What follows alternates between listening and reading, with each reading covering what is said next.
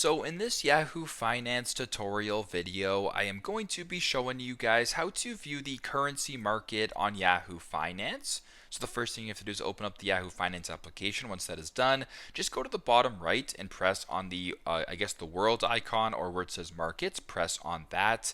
Now scroll all the way to the top here to where it says US, Europe, or Asia. So that's just you basically selecting the stock market if you're choosing. So I'm just going to go ahead here and stick with the US market for this demonstration. I'm then going to scroll down to where it says most actives, keep scrolling all the way down until you come across currencies right here. And now you can view the currency market. So you can view the Canadian dollar to the US dollar, the Canadian to the European dollar, a whole bunch of different currency exchanges right here, the euro to the US dollar, whatever the case may be.